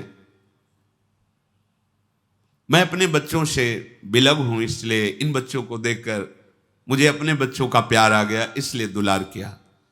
देखो तुम बार बार यहां मत आओ, बच्चों को ले जाओ और यहां मत आओ, कहीं कोई शंका न कर ले, अब दोबारा यहां मत आना। वो बच्चों को लेकर चली गई और पूरा वैसे बताया कि महाराज ऐसी ऐसी चेष्टा करके रोने लगे थे। महाराज नल जो बाहुक रूप में हैं, दमयंती ने अब निश्चय किया कि अब मैं दर्शन करूंगी, अब कोई संशय नहीं, मेरे महाराज नल ही हैं। मां से कहा मां ये जो बाहुक सारथी है, अब संदेह नहीं, मैंने परीक्षा करके देख लिया है, मेरे पति महाराज नल हैं, सारे लक्षण महाराज नल के हैं, केवल रूप नहीं है, इसलिए मैं स्वयं जाकर के देखना चाहती हूं, पर जब तक आपकी आज्ञा नहीं होगी तब तक मैं ना उनके पास जा सकती हूं ना उनको बुला सकती हूं। आप आज्ञा कीजिए, मैं जाऊं या आप बुला दीजिए उनको महल में। दमयंती के ऐसा कहने पर महारानी ने विदर्भ नरेश भीम को यह सूचना दी कि आपका आदेश मिले तो महल में उनको बुला लिया जाए। उनका आदेश हो गया। महाराज नल को राजभवन के भीतर महल में लाया गया। दमयंती ने राजा नल के नेत्रों में सब छुप सकता है लेकिन नेत्र नहीं छुप सकते। नेत्र से भाव प्रकट हो जाते हैं। कोई भी कैसा भी, अगर चोर भी है और आप सही नेत्रों में नेत्र मिलाए तो नेत्र बता देंगे। उनके नेत्रों में, प्रेमी है तो नेत्र से पता चल जाएगा, द्वेषी है तो नेत्र से, छल कपट है तो नेत्र, सब छुपा सकते हो, नेत्र नहीं छुपा सकते। पर नेत्र पहचानने की योग्यता हो तब। दमयंती जी ने जे ही नेत्र मिलाए, महाराज नल के नेत्रों से आंसू बहने लगे। दमयंती जी ने कहा, ऐसा कोई धर्मज्ञ पुरुष नहीं है जो अपनी प्रिया को अकेले में दुखद परिस्थिति में छोड़कर चला जाए। केवल एक ऐसे महाराज नल ही हैं जो अचेत अवस्था में अपने प्रति पूर्ण अनुराग रखने वाली पतिव्रता पत्नी का त्याग करके चले गए। मैंने कभी जीवन में मिथ्या नहीं बोला, स्वप्न में भी किसी पुरुष का चिंतन नहीं किया, आज तक कभी एक अपराध नहीं किया। दमयंती कैसी देवियां होती थी, और मैंने स्वयं उनका वर्ण किया है। फिर उनका क्या कर्तव्य है कि वो हमें त्याग दें? दमयंती जी ऐसी बातें कह रही हैं, महाराज नल की आंखों से अश्रु बह रहे हैं। दमयंती उत्तर दीजिए। तो उनका, तुम्हें पता चल ही गया है कि मैं हूं, मुझे पता चल गया है कि तुम जान गई हो कि मैं हूं। तो आप देखो, राज्य नष्ट हो गया, सारी विपत्तियां थी। अगर उस समय कलयुग मेरी बुद्धि में बैठा था और मैं तुम्हें त्याग ना देता तो पता नहीं कौन से संकट में तुम फंस जाती। इसलिए मैंने तुम्हारा त्याग किया था।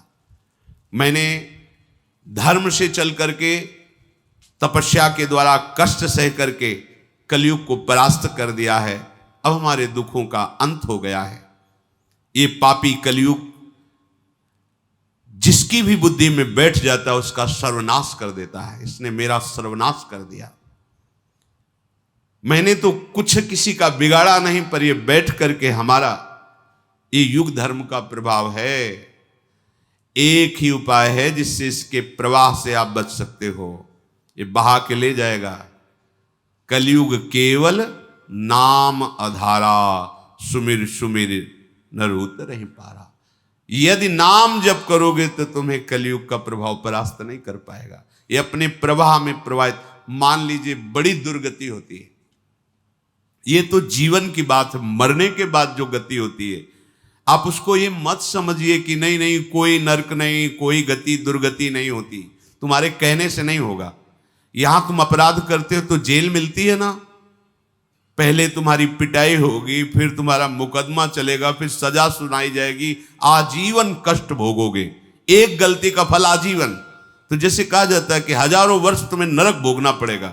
आपको लगता है अरे ये तो बातें केवल बना रहे हैं, तो गलती तो तुमने एक की थी, आजीवन कारावास क्यों मिला? तो सोचो, यहां एक गलती अगर साबित हो गई हिंसात्मक, व्यभिचारात्मक, तो उसका परिणाम आपको जीवन भर क्लेश भोगना पड़ता है। तो क्या तुम जो पापाचरण कर रहे हो इसका परिणाम तुम्हें नरक नहीं भोगना पड़ेगा? तुम्हारे ना कहने से थोड़ी हो जाएगा, समझो, तुम्हारे ना कहने से हो जाएगा। अरे कोई राजकीय कानून नहीं है, जो मन आए सो करो करो। जब फंस जाओगे, प्रमाणित हो जाओगे, तो तुम्हें खुद पता चलेगा। तो सत्संग के द्वारा, शास्त्र श्रवण के द्वारा अपने लोग जान रहे हैं कि भयानक वेदना, दंड दिया जाता है नरक में अगर हम ऐसे ऐसे आचरण करेंगे।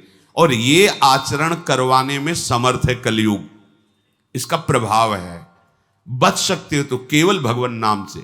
इसीलिए चीख चीख के कहते हैं कि साफ साधनों को करने की सामर्थ्य अब नहीं रह गई कि आप तपस्या करो, आप जितेंद्रिय हो करके प्राणायाम करके और समाधि भाव, न शरीरों में ताकत रहेगी, न आहार में ताकत रहेगी, न बुद्धि में ताकत रहेगी। एक बात सबको ही कर सकता है, बच्चा हो, बूढ़ा हो, कोई पढ़ा लिखा हो ना हो, जो जहां जैसे भी, राधा राधा राधा राधा। इसके लिए तुम्हें कोई ये शर्त नहीं रखी जा रही कि ऐसे हो तो राधा बोलो, नहीं, जैसे भी हो, जहां भी हो, राधा राधा राधा। तो कलयुग की क्या बात है, काल भी बाधा नहीं पहुंचा सकता, विश्वास कीजिए, काल भी बाधा नहीं पहुंचा। जहां राधा वहां कहां बाधा। और नहीं, चाहे जितने शुभ कर्म कर लो, बख्शेगा नहीं कलयुग। देखो ये शुभ कर्म करने वाले पुण्य श्लोक महाराज नल का चरित्र इसीलिए गान करके कहा कि तुम कितना पुण्यात्मा होगे, इन जैसे महापुरुषों जैसे थोड़ी होगे। कैसी विपत्तियां, कैसे दुख, कैसे संकट भोगने पड़ रहे हैं। तो राधा राधा कहने से संकटों से बच जाएंगे क्या? पहली बात, तस्मात् शास्त्रम प्रमाणम थे। कोई बात केवल भावुकता पूर्वक कही जाए तो भी अच्छा है, लेकिन प्रमाण युक्त। हित सजनी स्वरूपा महाप्रभु हरिवंश चंद्र जी महाराज कह रहे, अनुल्लिख्यानंतानपि तदप राधान मधुपतिर महाप्रेमा विष्टम तो परम देयम विमृशति तवैकम श्री राधे गृणत इह नामामृत रसम महिम्नः कह सीमाम स्पृशति तौ दास्यैक मनसाम। कि जिसने केवल इतना सीख लिया है राधा राधा राधा, तो लालजू ही महाराज संपूर्ण न्यायाधीशों का न्यायाधीश है, सुप्रीम पावर लालजू महाराज है। सब मुकदमा हो गया, फांसी की सजा सुना दी गई, लेकिन राष्ट्रपति ने क्षमा कर दिया तो खत्म खेल। ऐसे ही महान पापी हो, महान अपराध किया है, लेकिन भगवान श्री कृष्ण ने तुम्हें क्षमा कर दिया। अहम त्वाम सर्व पापेभ्यो मोक्षयिष्यामि मा शुचा, खत्म खेल। तो हित सजनी स्वरूपा हरिवंश महाप्रभु कह रहे, अनुल्लिख्यानंतानपि तदपराधान मधुपतिर। चूक की बात नहीं कह रहे, अपराध की बात कह रहे। कितने बोले? अनंत। यदि तुम राधा राधा राधा राधा ऐसा रट रहे हो, तो इस नाम के प्रताप को जानने वाले श्री कृष्ण चंद्रजू तुम्हारे पूर्व के सारे पाप नष्ट कर देंगे और आगे के लिखेंगे नहीं। अनुल्लिख्यानंतानपि तदपराधान मद। फिर महाप्रेम से युक्त होकर विचार करते हैं, किसने राधा नाम लिया है, क्या दें?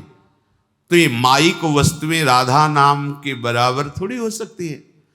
तो आविष्ट होकर के उसको प्रेम प्रदान करते हैं, उसके पीछे पीछे डोलते हैं। बोले लाडली, ये तो आपके नाम की महिमा हुई, और कहीं किसी ने आपके चरणों का शरणागत भाव लेकर आपकी सेवा की भावना, दासत्व की भावना कर ली, तो उसको क्या देंगे? ये तो केवल नाम की महिमा, राधा नाम की महिमा। कलयुग की कोई चाल नहीं चल सकती, काल की कोई चाल नहीं चल सकती।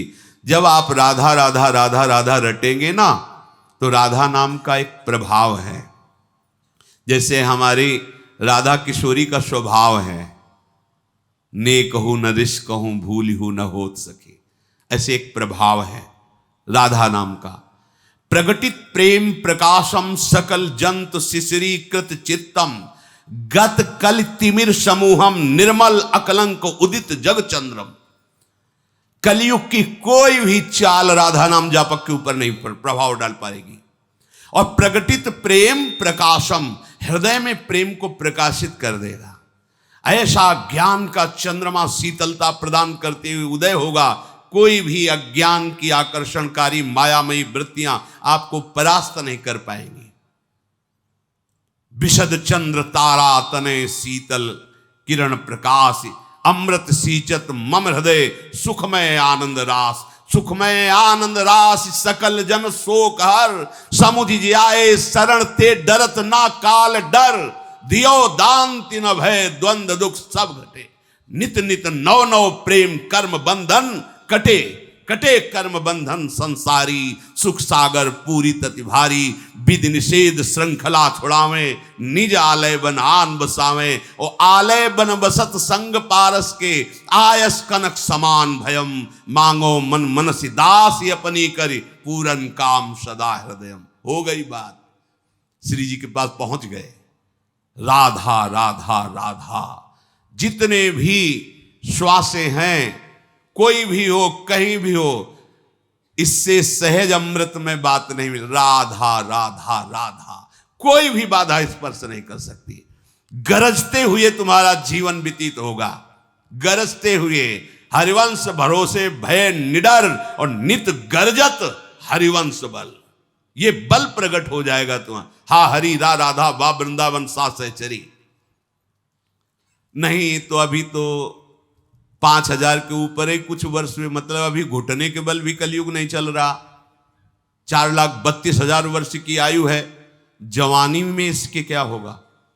अभी तो बच्चा भी ऐसा बच्चा है कि अभी घुटने के बल भी सही ढंग, 4,32,000 में तो अभी 32,000 वाला भी नहीं पूरा हुआ।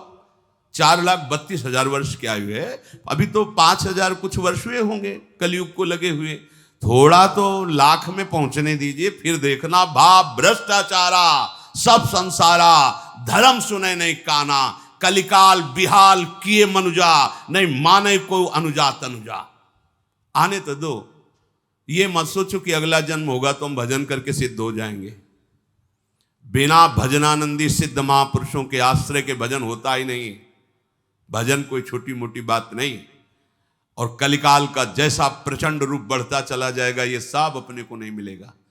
जो भगवत साधन चाहिए, ना आहार मिलेगा, ना संग मिलेगा, ना ऐसे महापुरुषों का सानिध्य, हम कैसे चल पाएंगे। अभी अवसर है, निकल चलो। ये बुद्धि को भ्रष्ट करने वाला कलयुग यहाँ का सम्राट है।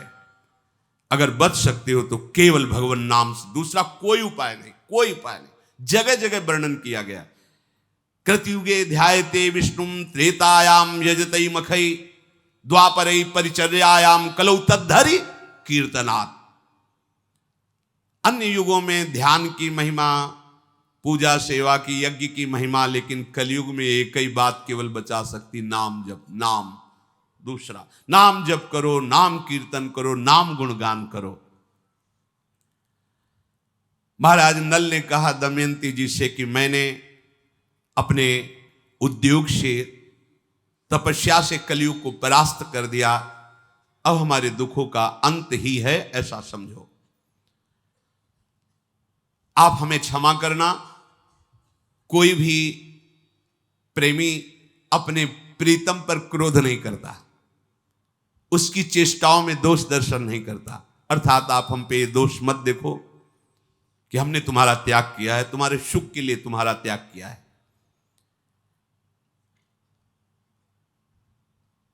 ये जो तुमने पूरे देश में फैलाया कि तुम दूसरा स्वयंवर करना चाहते हो, ये बात मुझे नहीं पची।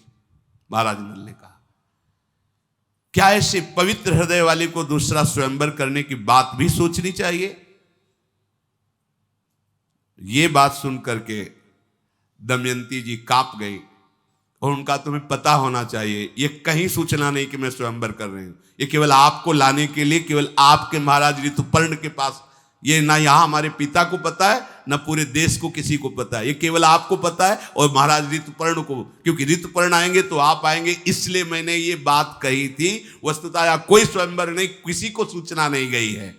ये योजना केवल आपके दर्शन के लिए हमने की थी कि आपको हम कैसे ढूंढ निकालें। मैं अच्छी तरह जानती हूं कि इस जगत में पातिव्रत धर्म का पालन कैसे किया जाता है। अगर आपको थोड़ा भी संशय हो तो जिन देवताओं की आपने आराधना की, वही देवता मेरे भी हैं। मैं उन देवताओं से प्रार्थना करती हूं, मैं सत्य हूं, पवित्र हूं, मन वचन कर्म से कभी किसी पुरुष का भी चिंतन नहीं किया, तो प्रकट होकर साक्षी दे कि मैं पवित्र हूं। जे ही ऐसा कहा तो त्रिलोकी में विशेष शक्तिशाली 3 देवता, वायु देवता, सूर्य देवता, चंद्र देवता प्रकाशित हुए और उन्होंने कहा कि एक एक शब्द परम पवित्र है दमयंती का, कहीं इनके मन में, वचन में, कर्म में, तीनों में अन्य भाव नहीं। उत्तम के बस असमन माही सपन हुआन पुरुष। कैसी मर्यादा, कैसे सतित्व, कैसा पातिव्रत धर्म। इसीलिए सारी सिद्धियां प्राप्त हो जाती हैं। जो एक यति को गति होती, वही एक सती की होती है। एक महात्मा कश्यप नाम के थे, वो तपस्या कर रहे थे, तो एक वृक्ष के नीचे बैठे ध्यानस्थ थे, तो एक बगुली ऊपर से बीट कर दिया, तो उनके माथे पे गिरा। वो बड़ी गुस्सा आई, ऐसे देखा वो बगुली भस्म हो गई, गिरी और जल गई। वो लगा पावर आ गया हम में, उठे और चल पड़े। ये पावर नहीं संतों का, नहीं, कोई भूल ना करे। पावर ये है कि हमको सभा के बीच में मारा, अपमानित किया, और हम हृदय से प्रभु से प्रार्थना करके उसको परम पद पहुंचाएं। ये हमारा सामान, ये हमारा तपस्या है, ये हमारा बल है, यही हमारा विषय है। हमारा विषय ये नहीं कि कोई हमारे प्रतिकूल हो जाए तो उसका मंगल हो जाए, नहीं। अगर कोई हमें गाली देता है, हमारा अपमान करता है, हमारी निंदा करता है, तो हमारी साधुता इसी बात की है कि उसका मंगल हो, उसका कभी अमंगल ना हो। ये नहीं कि उसको भस्म कर दिया, उसको दंड दे दिया, या अपने तपोबल से विघ्न डालकर उसके जीवन को मिटिया मेट कर दिया। ये राक्षसी भाव संतों में नहीं होता, कभी नहीं। देखो ठाकुर हरिदास जी को मार कोड़े खून से लत कर रहे हैं, 22 बाजारों में कोड़े मार मार करके जान से मारने की चेष्टा कर रहे हैं। बोले हरि बोल करता है। मुस्कुरा कर देखा, बोले अब तुम्हारा कल्याण हो जाएगा। तुमने 2 बार हरि बोला ना, अब देखो अभी तक उनको अपनी चिंता नहीं, चिंता है कि इन जल्लादों का कल्याण के। हरि बोल बोला। ईसा मसीह जी को क्रूस पे टांगा गया, अश्रुधारा चली। निज जनों ने पूछा, प्रभु क्या आपको बहुत पीड़ा हो रही? तो उनका हाँ, हृदय में। इस शरीर के लिए नहीं, मैं इनके लिए ईश्वर से प्रार्थना कर रहा हूं कि जिन्होंने मुझे क्रूस पर टांगा है, इनको क्षमा करना, इनकी बुद्धि शुद्ध करना, इनको सदैव सुख प्रदान करना। प्रभु ये आपके बच्चे अज्ञानी हैं, इनको कभी दंड ना देना। यह है महात्मा का स्वरूप, ये है महात्मा के स्वरूप। थोड़ी की बगुली ने हग दिया, उसे भस्म कर दिया। मानते हैं तपस्या में बल है, पर तपस्या अबोध प्राणियों की हिंसा करने के लिए है क्या? अब वो अहंकार से उठे और एक घर में भिक्षा के लिए गए, आवाज लगाई भिक्षाम दे। तो घर से एक बहू निकली, उसने कहा महाराज कुछ क्षण रुकिए, अभी अभी आपकी व्यवस्था करते हैं भिक्षा की। और दूसरे दरवाजे से उनके पतिदेव पधारे, तत्काल वो भूल गए। पतिदेव का आगमन होते ही उनकी परिचर्या में रह गए। जब उनको जल पिला लिया, तब कहा आपके घर के द्वार पर भिक्षावृत्ति के लिए कोई भिक्षुक महात्मा खड़े हैं, आपकी आज्ञा हो तो उनको भिक्षा दे आए। उनका अवश्य अवश्य, अगर आप पहले बता देती तो आप पहले ही चली जाती। उनका नहीं, हमारा पहला कर्तव्य है आपकी सेवा करना। वो आपके भवन में आए, इसलिए आपसे आदेश की आवश्यकता है। नजदीक गए तो बहुत गुस्सा हुए वो, क्योंकि बगुली को जला चुके थे ना।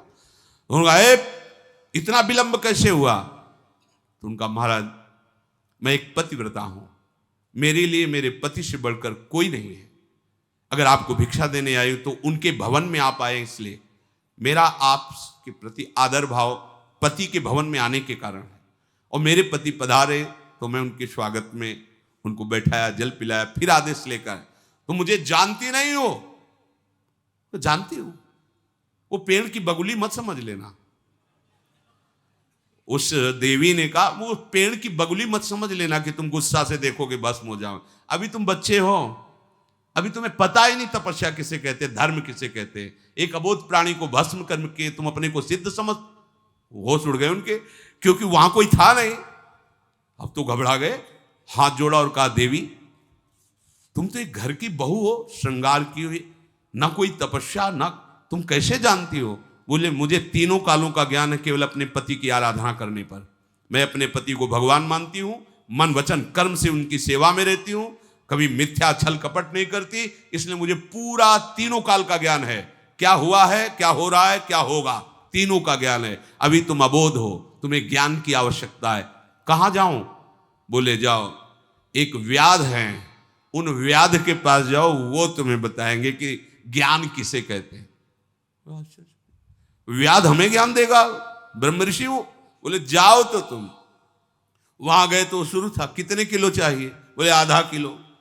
बोले ये ज्ञान देगा? और चलने लगे तो उनका सुनो सुनो महाराज, वो पतिव्रता ने भेजा है ना, थोड़ी देर रुको, ग्राहक निपटा ले, फिर आपसे बात करते हैं। बिना फोन का। बोले बताओ, हम तो यहाँ त्रिकाल स्नान करते हैं, प्राणायाम, संध्या, गायत्री, तब, और ये मांस वेश इसको पता है? जब वो तो बोले मुझे बड़ा आश्चर्य हो रहा, आपको कैसे सिद्धि प्राप्त हुई?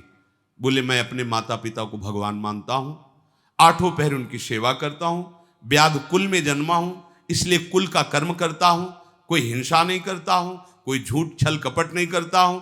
घर ले गए तो सिंहासन में बूढ़े माता पिता थे, साष्टांग प्रणाम किया और दिखाया कि मैं 8 पहर जैसे भगवान की सेवा की जाती है, अपने माता पिता की सेवा करता हूं, इनको मैं अपना भगवान मानता हूं, इसलिए मुझे तीनों काल का ज्ञान प्राप्त हो गया। जैसे पुंडरीक जी अपने माता पिता को भगवान मान, तो विट्ठल भगवान उनके दर्शन देने के लिए आए थे। अगर हम अपने धर्म से युक्त हैं तो धर्म का बड़ा प्रताप होता है। दमयंती जी ने कहा मेरी पवित्रता को प्रमाणित करने के लिए तीनों देवता प्रकाशित हो गए, सूर्य, चंद्र, वायु, महाबली वायु, और कहा मैं प्रमाण देता हूं, साक्षी हूं। क्योंकि सूर्य चंद्र क्यों प्रकट हुए?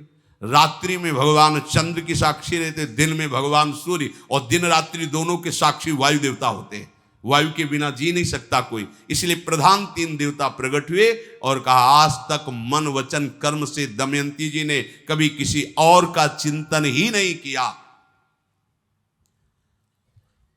अंतरिक्ष लोक में वायु देवता, चंद्र देवता और सूर्य देवता ने कहा कि दमयंती पूर्ण निष्पाप है, जीवन में कभी पापाचरण नहीं। कैसे महाभागवत जन है। तुम्हारी प्राप्ति के लिए दमयंती आज भी देखो, जो वस्त्र तुमने काटा था आधा ले गए थे वही ओढ़े हुए हैं। जल से केवल पवित्र हो जाती थी, कभी उपटन लगा के स्नान नहीं किया, कभी श्रृंगार नहीं किया, कभी आभूषण धारण नहीं किए। दमयंती परम पवित्र है, आप बिना किसी प्रश्न के इनको स्वीकार करें। दमयंती जी को महाराज नल ने हृदय से लगाया और कहा कि अब तुम बाहु के हृदय से नहीं लगी हो। देखो करकोटक नाग का स्मरण करके जे ही वस्त्र रखा उन्होंने दिया था, तो वो नल रूप से प्रकाशित हो गए।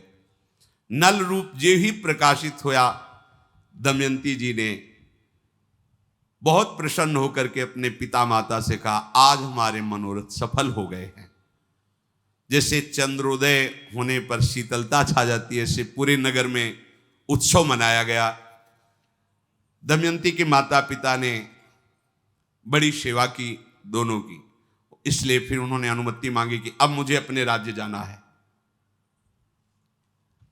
राजा नल ने विनीत भाव से ससुर को प्रणाम करके कहा कि आपकी बड़ी कृपा रही, अब आप मुझे आशीष दीजिए, मैं अपने राज्य को जा रहा हूं।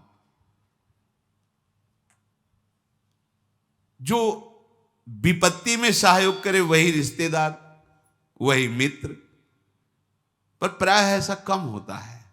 विपत्ति में लोग मुख फेर लेते हैं। कोई बिरला ही जो धर्मात्मा पुरुष भगवत भाव वाला हो वही सहयोग करता है। नहीं विपत्ति में फंसे हुए को चाहे जितना सगा संबंधी हो, हमने देखा है, भ्रमण के समय देखा है, जीवन में देखा है, प्रभु के सिवा कोई साथ देने वाला नहीं दिखाई देता। जब ये पता चलता है ना कि ये किसी काम का हमारे नहीं रह गया, तो कोई प्यार नहीं करता, कोई साथ नहीं देता। और ये तब तक समझ में नहीं आता जब तक विपत्ति नहीं आती। इसलिए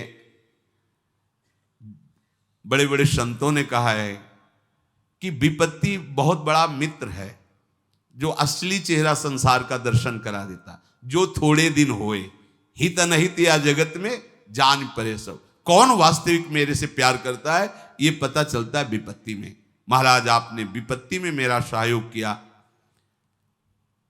आपने जो सहयोग किया उसका थोड़ा सा और आप सहयोग कीजिए कि मेरे को कुछ संपत्ति दीजिए, क्योंकि मैं अपने राज्य को वापस लाने के लिए एक बार जुआ फिर खेलूंगा जाके। तो बहुत से अश्व, 16,000 बलवान हाथियों को स्वर्ण से आभूषित करके, 600 पैदल सैनिक और 150 सुंदर स्वर्ण जटित रथ महाराज नल को दिए। बड़ी स्वर्ण अशरफियां आप जाइए। हमारा राजा नल अपनी सब वैभव के साथ अपनी राजधानी में गए और पुष्कर से कहा कि आओ, हमने संपत्ति एकत्रित कर ली, अब जुआ होगा।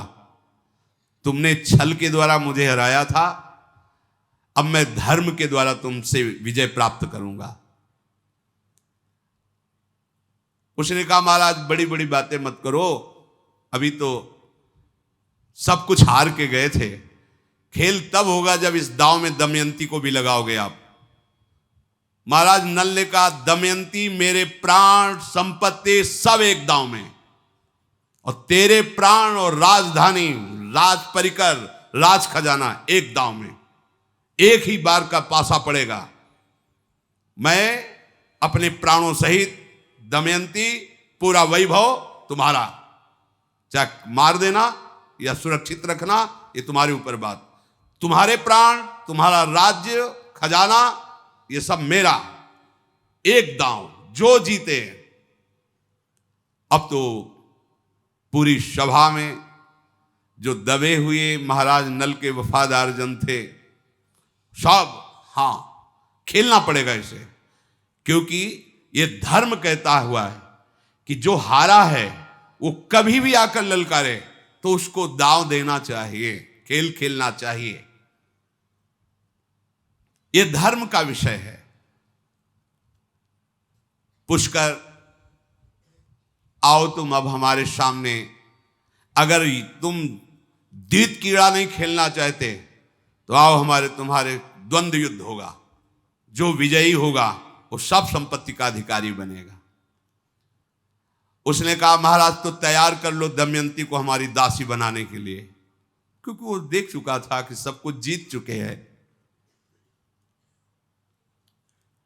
महाराज नल ने कहा गलत शब्द का उच्चारण नहीं, असंबद्ध प्रलाप बिल्कुल नहीं, पहले आप दांव खेलिए, जुआ प्रारंभ कीजिए। व्यर्थ का समय नष्ट करने पर हो सकता हम तुम्हें दंड दे दें। अगर हार गए तो एक शब्द नहीं बोलूंगा, हमारे प्राण ले लेना, दमयंती ले लेना, पूरा वैभव ले लेना। कलयुग की चाल में पुष्कर ने विजय प्राप्त की थी, वस्तुतः महाराज नल से किसी भी तरह वो विजय प्राप्त नहीं कर सकते थे। जे ही एक दाव रखा गया पासे महाराज नल की तरफ, एक ही दाव में था, दोबारा नहीं खेलना था। अब तो पूरा राज्य खजाना। महाराज नल ने कहा बोलो, तुमने छल कपट करके हमें इतना दुख दिया था, अब क्या करें, तुम्हारा क्या करें। वो चरणों पे गिर के कि आखिरकार बड़े भाई हो, तुम्हारा मन हो प्राण ले लो, तुम्हारा मन हो जीवन दो। उनका नहीं, आधी संपत्ति तुम्हारी, जाओ, धर्म ये नहीं कहता, जाओ तुम सुखपूर्वक जियो, आधी राजधानी का शासन तुम संभालो, जाओ। हम ये जो प्रसंग सुनाया महाराज नल का, ये इसलिए सुनाया, श्री भगवान ने एक श्लोक में कहा कि शुभ और अशुभ ये दोनों कर्म तुम्हें केवल दुख ही देंगे। यद्यपि शुभ का फल सुख होता है और अशुभ का फल दुख होता है, लेकिन जो यहां शुभ का फल सुख होता है वो भी दुख ही होता है, क्योंकि दुखालयम अशाश्वतम, ये दुखमय ही है। जैसे एक रास्ते में संत जा रहे थे तो उन्होंने देखा कि एक स्वर्ण सर्फियों से भरी थैली है, तो एक शिष्य ने उठाया, देखा अरे स्वर्ण सर्फियां, प्रसन्न हो गया। महाराज चुप, वहीं रख, वहीं रख। उनका क्यों? बोले इसलिए कि ये दुख है, ये सुख नहीं है।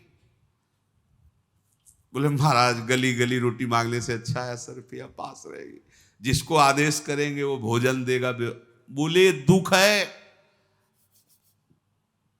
प्रायः श्रद्धावान पुरुष ही गुरु के वचनों पर विश्वास करते हैं, क्योंकि गुरु दूर की देख के कह रहे हो, तुम नजदीक की देख के कह रहे हो, तो तुम्हें नजदीक में लगता है क्या संकट है, ये बावराईपन तो है कि मिली हुई संपत्ति का त्याग कर रहे हैं, कह रहे नहीं चाहिए, और अभी हमको कहेंगे कि जाओ गांव से रोटी मांग के लाओ, ये क्या है।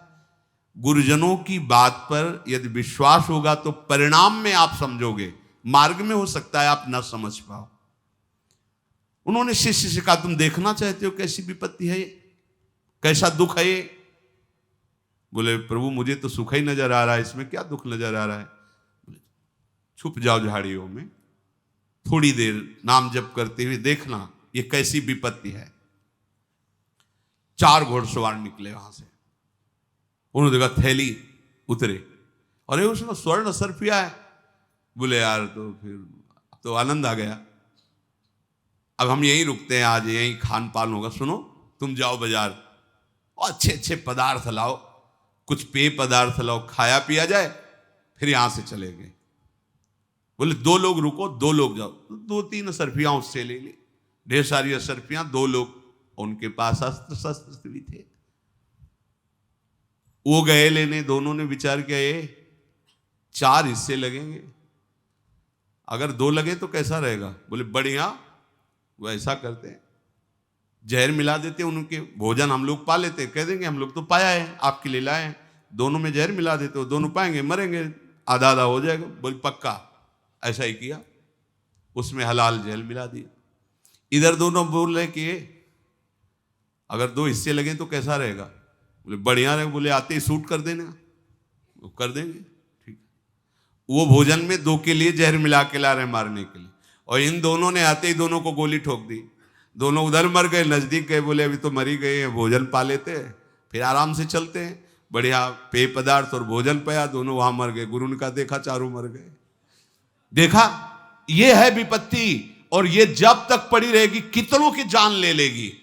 ऐसे ही हम लोग जिसे सुख समझते हैं वही हमारी दुर्गति का कारण बना हुआ है, क्योंकि भगवान ने इसका नाम दुखालयम रखा है, तो सुख कैसे हो सकता है? इस दुखालय में शुभ अशुभ कर्मों के परिणाम से तुम्हारा मंगल नहीं होने वाला। कैसे मंगल होगा? बोले चित्तस्य ही प्रसादेन हंति कर्म शुभाशुभम प्रसन्नात्मात्मनि स्थित्वा सुखमानन्त्यमश्नुते।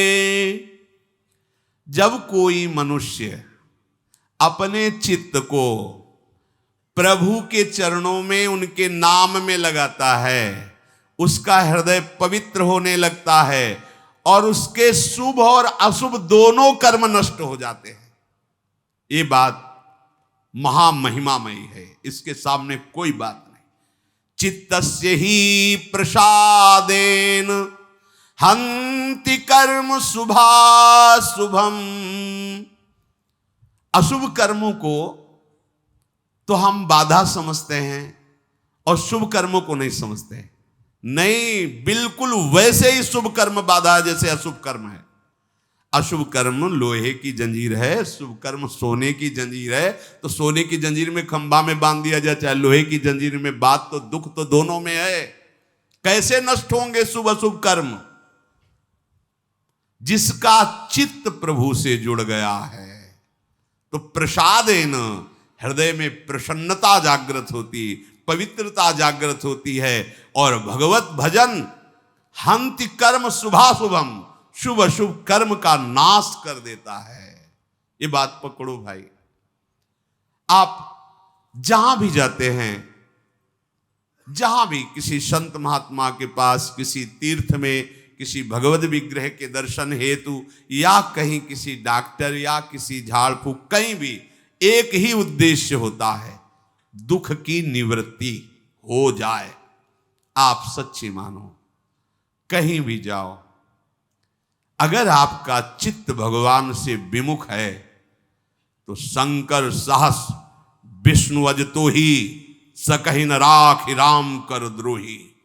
विश्वास कर लो, वही तुम्हारा सर्वनाश कर देंगे।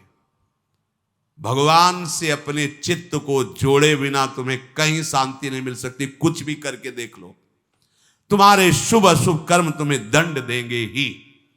शुभ अशुभ कर्म से बचने का एकमात्र उपाय है प्रभु के चरणों का आश्रय लेकर नाम जप करना।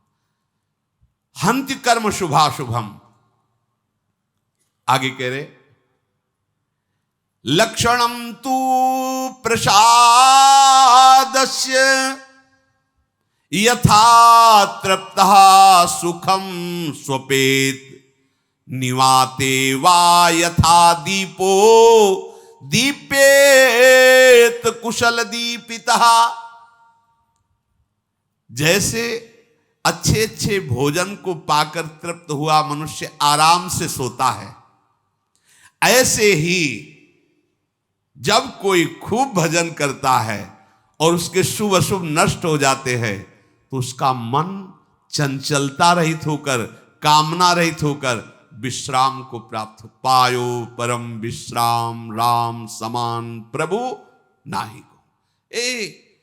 इसी की चाह में भटक रहे हो, देश विदेश दौड़ भाग जितनी, मन विश्राम को प्राप्त हो जाए, आनंद युक्त हृदय हो जाए और ये संसार के भोगों में, संसार के संग्रहों में हो ही नहीं सकता जब तक प्रभु का भजन नहीं करो। प्रभु का भजन करने से कैसा आनंद मिलता है, जैसे भूखा आदमी अच्छे अच्छे पदार्थ पाकर शीतल छाया में सो रहा हो, ऐसे ही हृदय में वो विश्राम, वो सुख मिलता है। व्यास भरोसे कुंवर के सोवत पाव पसार। वायु रहित स्थान में जैसे दीपक रख दो, बिल्कुल हिले डुले बिना वो लौ चलती रहती है। भजन तुम्हारा तभी परिपक्व माना जाएगा जब भरी सभा में, भीड़ में, बाजार में आपके मन की स्थिति प्रभु में कैसी हो, वायु रहित स्थान में रखे हुए दीपक के लौ की तरह। भजन की पूर्णता किसमें यहां बता रहे हैं, जब आपके मना स्थिति हो जैसे वायु स्थान में दीपक रखा है, बिल्कुल एक तार लो जल रही, ऐसे एकदम अखंड तेल धारावत भगवत चिंतन चल रहा है, चाहे सभा में हो, चाहे एकांत में हो, चाहे बाजार में हो, चाहे निर्जन में हो। इसके लिए सबके लिए साधारण उपदेश है। ये साधारण शब्द इसलिए प्रयोग कर रहे हैं कि असाधारण भी साधना होती। जो असाधारण साधना होती उसमें रात्रि के 1 या 2 के बीच में जग जाया जाता है। पूरी दिनचर्या, जैसे आप सब कृपा पात्रों की, श्री जी की कृपा से यही दिनचर्या चल रही। क्योंकि जब हम यहाँ 2:45 बजे, तो यहाँ सब रंगोलियाँ बनी हुई, तो मतलब है कि 2 बजे 1:30 बजे से शुरू किया होगा, तभी तो ऐसा। लेकिन साधारण दिनचर्या प्रत्येक प्राणी के लिए कह रहे हैं। अगर आप आनंद चाहते हो तो पूर्व रात्रे परेचयु युंजाना सततम मनः। 8 पहर होते हैं, तो 8 पहर में एक पहर 3 घंटे का, 8 × 24, तो दिन का पक्ष 12 घंटे, 4 पहर, 4 × 12। रात्रि का पक्ष 12 घंटे। उसमें कह रहे हैं कि 3 घंटे रात्रि लगने पर और 3 घंटे रात्रि जाने पर केवल भजन करना चाहिए। अर्थात 10 बजे जैसे सो जाए तो 11, 12, 1, 2, 3, 4, 6 घंटे हो गए। 4 बजे के बाद सबको जग जाना चाहिए। जो संसार में 4 बजे के, यहाँ 4, 4:15 तो सत्संग शुरू होता है, 4 बजे सबको जग जाना चाहिए। अगर आप 4 बजे नहीं जगते, सूर्योदय हो जाता है, आप सो रहे हैं, तो आपकी बुद्धि नष्ट होगी, आपकी आयु नष्ट होगी, अकाल मृत्यु होने की संभावना रहेगी, शरीर रोग ग्रसित होगा और दरिद्रता आपका पीछा नहीं छोड़ेगी। चाहे जितना रुपया कमा लो, तुम्हारा हृदय दरिद्र रहेगा। भावना में तुम, कामना में दरिद्र ही रहोगे। जैसे इतना मिला तो और इतना और इतना, कभी शांति नहीं मिलेगी। ये भागवतिक सिद्धांत है। ब्रह्म मुहूर्त प्रातःकालीन 4 बजे सबको उठ जाना चाहिए। और जो निरंतर भजन करना चाहता, लघ्वाहारो विशुद्धात्मा, भोजन उतना पाना चाहिए कि भोजन पाने के बाद अगर आप खड़े हो तो आपको ये नहीं लगना चाहिए कि पेट में वजन पहुंच गया है। लघ्वाहार हो, थोड़ा आहार, क्योंकि अगर ज्यादा आहार पा लोगे तो भजन में वृत्ति नहीं रहेगी। रोज पाना है यार, जिंदगी भर पाना है, थोड़ा थोड़ा पाओ और खूब भजन करो। जिसका भोजन नीरस, शब्द याद कर लो, उसका भजन सरस, और जिसका भोजन सरस उसका भजन नीरस। ये महापुरुषों के वाक्य है, आप खुद अनुभव करके देख लेना। यहां तक खट्टी डकारे आ रही, फिर शाम के पाला है, तो फायदा क्या हुआ यार? पाले का तो मतलब भजन बने, लघुआहार हो। और विशुद्ध आत्मा, आपको अपने चित्त का मार्जन करना, पोछा लगाना है। चित्त में क्या कूड़ा करकट होता है? राग, द्वेष, कामना, ये सब कूड़ा करकट है। देखो, उपासक को इतनी सामर्थ्य रखनी चाहिए कि जैसे कल किसी ने हमें गाली दी, अपमान किया, और आज फिर उसके दर्शन हो, तो आपको भूल जाना चाहिए कि कल इसने गाली दी थी। राधे श्याम, राधे श्याम। सब लगे ये क्या खोपड़ी है इसकी, कल तो गाली दिया था, आज उसको कोई फर्क नहीं, तो तुम्हारी साधना ठीक है। जगत ग्रीवा ऐसे नहीं झुका देता, इसलिए झुकाता है कि जहां हम फेल है वहां तुम पास हो। ये बात संत का स्वभाव, साधक की महिमा इस बात में नहीं कि अपने तप का प्रयोग, अपनी पवित्रता का प्रयोग दूसरों को दुख देने के लिए करे। जैसे प्यार भरी मां अपने बच्चे को कभी कष्ट दे ही नहीं सकती, ऐसे साधुते होए न कारज हानि। बच्चा भले गुस्सा में आके मां के बाल नोचे और मां को पीटने की भी कोशिश करे, पर मां के दिल से अगर यंत्र लगा के देखो तो उस बच्चे को उस समय भी आशीर्वाद ही दे रही होगी, भगवान तुम्हारा मंगल करें। ऐसी अनंत माताओं जैसा प्यार गुरुदेव संतों के हृदय में होता है। देखो ना कैसे कैसी पीड़ाएं दी गई संतों को, पर उन्होंने यही मनाया तुम्हारा मंगल हो। तो आप अपने जीवन को सुखद बनाने के लिए और जीवन के परिणाम को महासुखद बनाने के लिए भगवान श्री हरि के चरणों का आश्रय लेकर निरंतर भजन करने का अभ्यास करें। भगवान मंगल भवन है, सबका मंगल करेंगे, सबके दुखों को मिटाएंगे, सबके संकटों को मिटाएंगे। एकमात्र वही ऐसी सामर्थ्य रखते हैं, दूसरा कोई नहीं। श्री राधा वल्लभ लाल की।